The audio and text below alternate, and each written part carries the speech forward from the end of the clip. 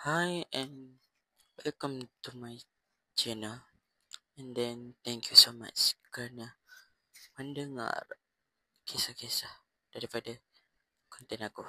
Aku sangat hargai. Okey, pada konten kali ini ataupun video hari ini, aku nak ceritakan tentang video lepas yang aku cakap pasal asrama, kan? Kan aku ada cerita pasal asrama kan sebelum ni.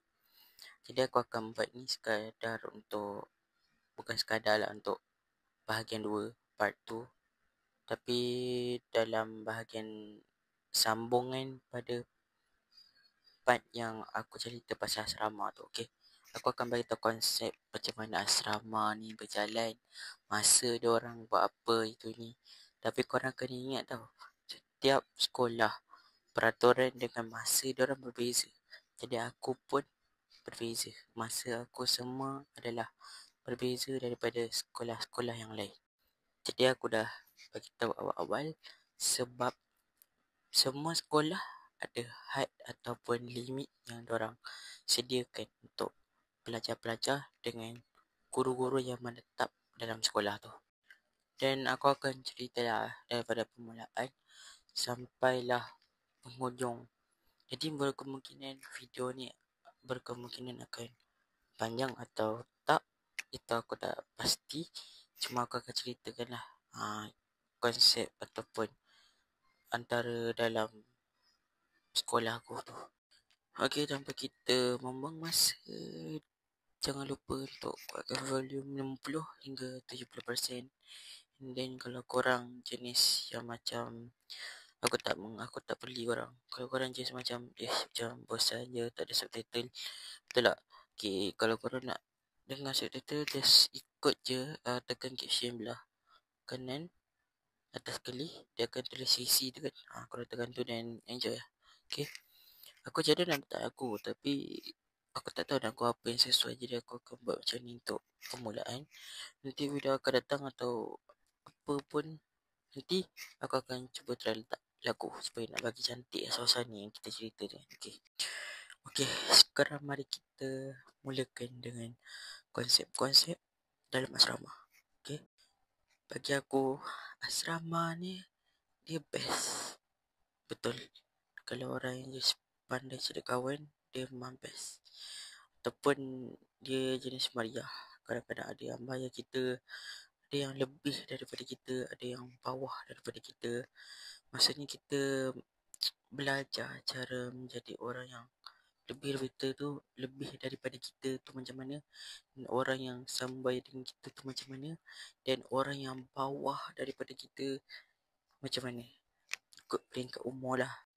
Aku happy sebenarnya kalau dengar asrama ni. Dia happy sangat.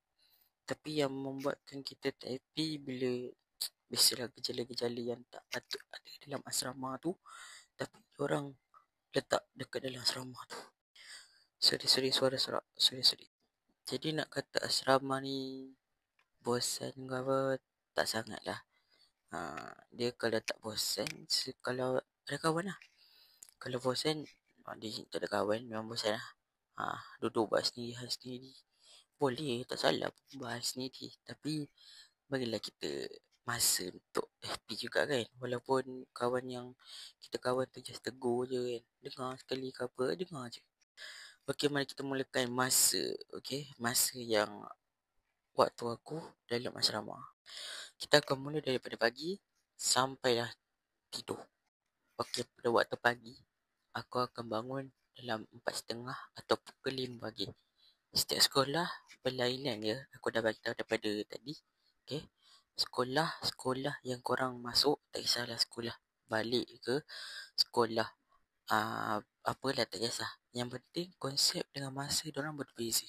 Kau ingat Okey, jadi aku akan bangun pukul 4.30 atau pukul 5 pagi untuk mandilah kan, bersihkan diri, pakai wangi-wangian supaya sedap belajar, tak nak mengantuk kan. Bawalah peralatan macam apa, minyak angin ke apa, untuk tak nak tidur, tak nak buat apa-apa. Walaupun kita berdiri, aku berdiri pun boleh tidur tau. Berdiri, tak pegang apa, tapi boleh tidur. Aku tak faham yang tu. Jadi Lepas aku dah mandi, dah siap-siap, dah buat perkara yang aku buat, aku datang kelas, and then lepas kita dah dapat semua tu, kita pun mulakan kelas. Lepas mulakan kelas, habiskan kelas untuk pagi tu, sebelum subuh kan. Lepas tu kita pergi ke surau untuk solat fardu subuh berjemaah. Ramai lah, tak ramai sangat. Waktu tu aku datang mungkin dalam beberapa lah, dalam 40 orang lah dalam sekolah aku tu. Tapi dalam sekolah aku tu semua lelaki. Korang semua lelaki, tak ada perempuan. Lepas tu kita orang pun dah semayang fardu subuh berjemaah, masuk ke kelas balik, and then kelas balik lah, kelas pagi kan, lepas subuh. Lepas tu kita orang akan kelas sampailah 7, macam 7 suku, 7 macam tu lah. Antara 7, 10 atau 7 suku, kita orang akan berhenti sekejap untuk solat sunat. Setiap hari. Ingat, bukan sekolah tahfiz je ada sekolah biasa pun ada, okey. Lepas kita orang dah solat sunat tu, kelas balik. Dah kelas sampai pukul 8 pagi je. Lepas tu kita orang tutup, macam buat doa penutup lah untuk habis kelas kan. Tapi ada lagi kan. Lepas tu kita orang akan pergi makan pagi. Lepas makan pagi, kita orang akan buat bersihkan kawasan. Tak tahu lah sama kau pernah dengar khidmat tak? Macam tu lah. Kita orang akan bersihkan tempat yang kita orang dah ada nama. Maksudnya setiap minggu nama kita akan duduk situ. Kita akan buat lah. Kita akan buat semua perkara yang kita buat. Maksudnya tempat yang kita buat tu memang tempat kita. Setiap hari kita akan buat kat situ. Tapi jangan risau, setiap minggu akan tukar. Kita orang akan tengok, kita orang akan tahu siapa yang masuk siapa yang masuk sini, siapa yang masuk situ. Semua kita akan tahu dalam buku. Kita orang dah tulis dalam buku untuk pastikan siapa yang buat kat mana. Semua dalam buku tu. And then lepas kita dah nak buat bersihkan kawasan, masuk kelas balik. Lepas tu dah kita kelas macam biasa. Kelas sampai pukul 10.30 ataupun 11.30. Antara dua waktu tu. Kadang-kadang 10.30 tu untuk saja-saja kan, sebab semua dah hantar ke apa ke kan. Kalau 11.30 bermaksudnya ada dalam beberapa orang tak habis. Macam tu. Selepas kita dah habis tu, kita orang akan solat sunat duha, and then kita baca doa-doa yang lagu tu. Lepas tu tidur. Buat persiapan tidur 5 ke 10 minit, cikgu akan bagi, and then kita orang akan tidur. Selepas daripada tidur, tapi kita orang akan tidur tu dalam sejam macam tu lah. Sejam lebih, sejam setengah macam tu lah. Sebab tak nak mengantuk petang lepas zuhur nanti. Itu je. Okay, lepas tu kita orang bangun zuhur, kita orang mandi, siap-siap pakaian, tenangkan fikiran ke apa semua benda, pergi kantin untuk makan tengah hari. Sebab dia kena makan awal. Kadang-kadang makan awal, kadang-kadang makan cepat. Ikut pada waktu solat. Kita orang macam tu. Tak tahulah sama ada korang punya sistem sekolah tu sama ke tak macam aku. Tak tahulah kan. Tapi kalau sistem dalam sekolah aku, ikut pada waktu solat. Okay, contoh waktu solat zuhur kan. Contoh, hari ni 1:30. Contoh, okay.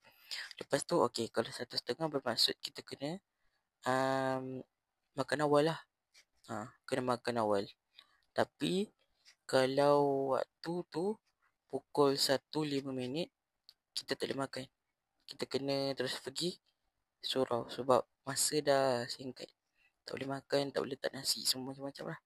Selepas tu, ini aku cerita yang waktu solat lambat. Okay, kalau waktu solat lambat, kita orang akan makan pukul 12.30. Lepas makan, kita orang pergi ke surau untuk tunggulah azan zuhur, and then kita akan solat fardu zuhur berjemaah. Okay, yang kedua pula, waktu singkat. Waktu zuhur tu singkat. Okay, kalau waktu zuhur tu singkat, dia simple je. Kita orang bangun, mandi, and then pergi ke surau untuk buat preparation lah, persediaan untuk solat fardu zuhur.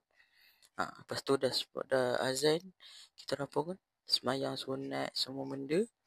Lepas tu solat fardu zuhur berjemaah. Macam biasa, aku akan campur semua. Ni sama je, korang tahu kan.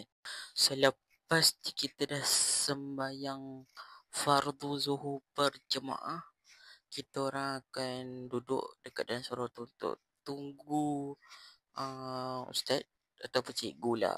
Kadang-kadang ustaz jaga, kadang-kadang cikgu jaga. Okay. Lepas tu kita orang akan duduk dalam surau. Kita orang akan bermesyuarat lah. Apa yang patut kena buat, apa yang silap, apa semua dalam tu. Maksudnya setiap masalah yang kita ingat ataupun tak ingat, kita akan beritahu semua kat dalam mesyuarat tu. Setiap hari macam tu. Kecuali Jumaat, lepas Jumaat baru kita mesyuarat. Okay. Selepas kita dah mesyuarat, kita masuk kelas balik dan siapkan perkara-perkara yang kita belum siap tu. Jadi mungkin tak banyak. Aku tahu yang aku pernah buat lah. Tak adalah buat, tapi waktu kan tak adalah jauh mana tak macam tu sangat kan. Lepas tu okey, ni waktu yang lambat tadi. Kalau waktu lambat zuhur tadi, lepas je kita dah solat zuhur fardu jemaah tu, kita orang akan makan dulu. Lepas makan baru kita masuk kelas. Kalau waktu fardu zuhur tu cepat, kita orang akan bukan makan, kita orang akan mesyuarat and then terus masuk kelas. Dia tak ada jauh beza pun, sama je. Cuma soal makanan lah, untuk makan tengah hari tu, itu je. Lepas tu dah masuk kelas, kita orang pun duduk ulang apa yang patut, hantar apa ke semua benda, sampailah waktu asar. Lepas waktu asar, kita orang akan buat prayer macam sama lah, macam tadi tu lah. Waktu zuhur tu buat persediaan untuk solat fardu asar. Lepas tu kita akan solat macam biasa, solat sunat, solat fardu, solat sunat, semua macam-macam. Lepas tu petang kita akan main bola. Kita akan main, kalau waktu tu cepat kita main kena cepat, kalau waktu tu lambat kita akan main awal juga supaya tak nak terlepas. Okay. Selepas tu kita akan siap-siap untuk makan. Itu sama waktu zuhur dengan asar saja. Faham tak? Maksudnya pertukaran waktu tu ikut pada waktu solat saja. Faham tak? Kalau waktu tu cepat, kita akan pergi surau dulu. Tapi kalau waktu solat tu lambat, kita akan makan dulu. Faham tak? Okey, dia tak jauh beza pun, sama je. Lepas tu kita dah makan semua, dah solat. Tunggu solat fardu maghrib lah untuk buat persediaan kan. Lepas tu dah solat fardu maghrib berjemaah, kita akan masuk kelas balik untuk tanya apa-apa. Bukan mesyuarat lah, tanyalah apa yang kita patut buat esok. Bangun pagi buat apa, itu ini semua benda. Lepas tu kita pun pulang lah, baca itu ini semua dah siap sampailah pukul 10.30 ataupun 9 macam tu lah, 9 atau 10.30 macam tu lah malam. Okey, lepas kita dah so kita campurkan, kita solat fardu isyak tu dalam kelas, sebab dekat surau hanya orang yang dah dipilih saja. Maksudnya setiap hari dalam mesyuarat, cikgu akan letak nama-nama siapa yang solat dekat surau untuk solat fardu isyak dekat surau. Okay, lepas tu orang yang dekat surau, diorang kena buat makanan lah untuk kita yang dalam kelas ni. Jadi kita solat dekat dalam dalam kelas. And then lepas dah siap-siap semua, kita dah baca doa apa benda semua kan, dah habis. Terus pergi kantin makan makanan lah untuk alas perut, tak nak sakit perut ke malam-malam. Tapi berbeza lah dengan waktu dekat puasa lain, sama je, dia tak jauh beza pun. Lepas tarawih baru makan makanan, sama je, cuma waktu dia bertukar sikit. Okey, lepas kita dah buat macam-macam lah, maksudnya bukan buat macam-macam, kita dah berkelas kan, kita dah berkelas kat kelas tadi, kita pergi kantin makan-makan ringan sikit. Lepas dah makan, kita masuk ke asrama untuk bersiap kehidupan nak tidur. Okay, itu waktu sekolah tau. Tapi kalau waktu cuti, kita orang akan sembang sana sini, macam-macam buat, ikutlah apa kita nak buat.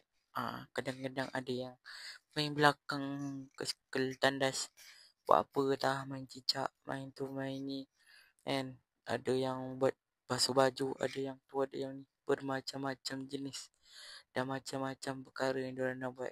Lepas tu kita dah preparation, dah buat persiapan semua benda, kita pun akan tidur.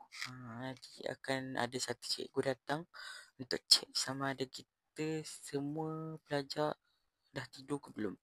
Tak kisah main-main ke tidur tutup ke, terbuka mata ke, tersada, macam-macam benda lah kerana kita kan sebagai pelajar.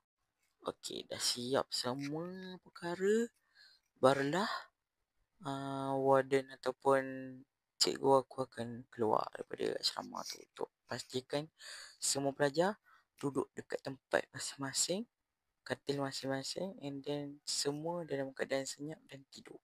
Itu je. Jadi itulah masa-masa daripada pagi tadi, daripada pagi subuh, sebelum subuh sampailah kita tidur. Dia tak adalah nak kata rutin lah. Rutin setiap hari macam tu je, sama. Kadang-kadang tukar pun waktu cuti lah. Waktu lain biasa sama juga. Ikut dalam beberapa tempat. Waktu solat, waktu kita makan. Macam tu je lah. Jadi bagi aku asrama ni best ke tak? Yes, best kalau kita ada kawan. Okay. Dan aku rasa asrama ni memang tempat yang paling bagi aku bagus. Sebab untuk kita belajar berdikari, belajar untuk disiplinkan diri, belajar untuk cara menghormati diri, kawan-kawan, guru-guru, orang yang jaga kawasan sekolah, macam-macam dah. Dan banyak perkara yang kita boleh belajar tau. Walaupun dalam kehidupan asrama tu ada yang pernah alami situasi yang buruk, yang terlampau buruk, yang tersangat buruk, sampaikan dia keinginan nak duduk asrama tu ada, tetapi disebabkan satu gejala buruk yang ada dalam asrama tu membuatkan dia rasa macam tak mampu untuk duduk sana. Jadi perspektif aku sebagai orang yang dah lama duduk asrama ni, bagi aku best. Memang best. Aku tak campur kawan tau. Aku je kawan yang tegur-tegur je. Aku tegur je. Gelak-gelak lah. Tu dah nampak normal, aku normal lah. Macam tu akulah. Dan bagi aku banyak pengajaran yang aku dapat semasa aku duduk asrama. First kali biasalah dapat disiplinkan diri. Lepas tu dapat berdikari. Dapat mematuhi peraturan sekolah. Kita cubakan walaupun kita dalam keadaan biasa, tak ada buat masalah. Dan aku rasa bersyukur lah dengan skop asrama ni, sebab dengan asrama macam-macam perkara ataupun makanan yang aku tak pernah nampak, tapi aku boleh makan. Dulu mana aku pernah makan meripik makanan. Dia tak adalah meripik. Dia macam kita pernah nampak, kita pernah tengok, tapi kita tak makan. Tapi bila disebabkan dah masuk asrama, perkara yang kita tak pernah suka selama ni, bila dah rasa suka terus. Bagi aku itu adalah macam antara sebab yang paling aku best lah bagi aku. Dia buatkan aku rasa macam wow, hebat. Perkara yang aku tak suka, tapi aku boleh sukakan dia. Perkara yang aku rasa paling aku tak minat, tapi aku dah minat sebenarnya. Dia rutin dia kena jadikan setiap perkara-perkara yang kita tak suka tu dalam sekolah tu membuat kita rasa suka nak buat. Kita yang nak buat, bukan orang lain. Bukan kita paksa, tapi kita sendiri yang rela untuk buat perkara tu. Jadi bagi aku best duduk asrama ni. Nanti kalau aku nak kata cerita pasal buruk ni tak elok lah. Tapi kalau korang nak, aku akan cerita dalam sikit lah, dalam 2-3 minit je lah. Okay. Ini untuk bahagian 2.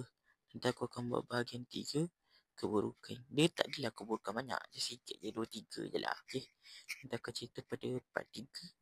And then apa pun, thank you so much yang menonton.